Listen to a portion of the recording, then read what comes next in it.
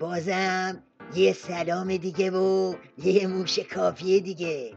این روزا آخوندای ریز و درشت دارن تو دیگ بحران ها همینجوری چی میشن؟ قل میخورن. کل پاچه ولایت حسابی ته گرفته و کار از بناگوش چشم و زبون رسیده به مغز گوسفندی نظام، یعنی خود ولی فقیه. دردم درد خبرگانه و شاخی به نام اکبر کوسه. ببینید شریعت نداری چی نوشته. سردمداران ورشکسته فتنه 88 برای موجسازی علیه مجلس خبرگان و حمایت از هاشمی رفسنجانی فعال شدند.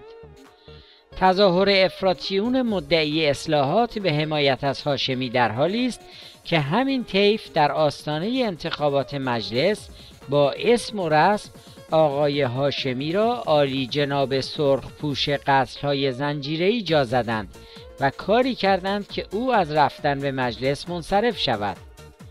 بعدها محسن هاشمی تصریح کرد که اصلاح طلبان علیه هاشمی تقلب کردند.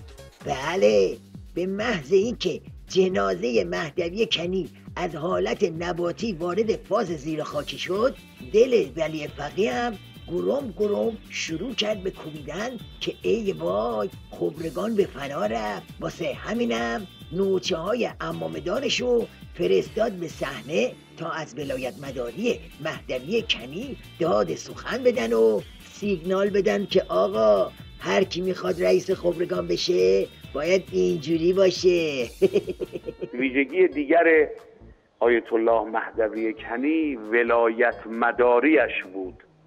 هم در زمان امام ولایت مدار بود، هم بعد از ارتحال امام. بنده شاهد بودم در هیئت رئیسه مجلس خبرگان رهبری که ایشان همون حریمی را که برای امام راحل عظیم الشأن قائل بودند برای مقام معظم رهبری قائل بودند.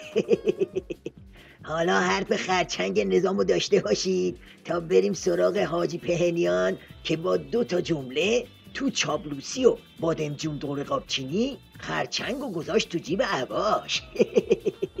چون وقتی که از اهمیت صیانت از ولایت و مقام معظم رهبری به طور مشخص صحبت می‌کردن، دلایلی که می‌آوردن تماما دلایل عقلی بود، جدا از اینکه نگاه شرعی خاص خودشون رو هم داشتن. و یک بار من یادم هست به ایشون عرض کردم شما در انتخابات 88 چرا کنید حمایت نکردید؟ ایشون فرمودن که اینجوری که ما به امام زمان و ولایت فقیه معتقدیم و امام زمانی به ولی فقیه نگاه میکنیم، اینا اعتقاد اینجوری ندارن به ولایت فقیه. یعنی میخواستن توضیح بدن که ما حکم ولی فقیه و حکم امام زمان میدونیم. در مقام تبیین که قرار میگرفتن عین نادانی سیاسی میدونستن و بیعقلی میدونستن تضعیف رهبری رو.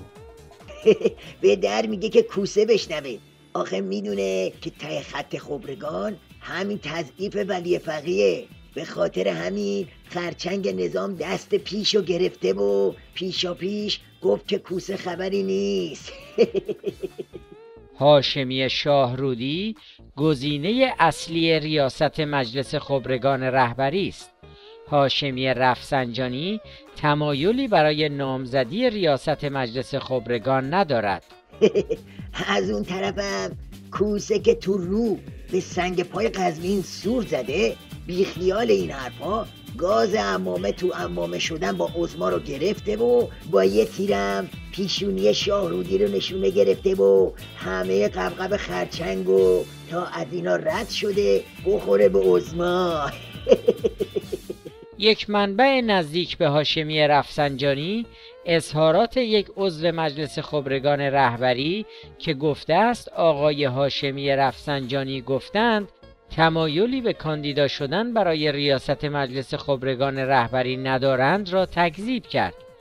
این منبع گفت هاشمی رفسنجانی نه تنها چنین مطلبی نگفتند بلکه در پاسخ به سوالی در همین زمینه گفتند در صورتی که بعضی افراد که آنها را برای ریاست خبرگان صالح نمی‌دانم قصد کاندیدا شدن داشته باشند آمادگی خود را برای کاندیداتوری ریاست این مجلس اعلام خواهم کرد.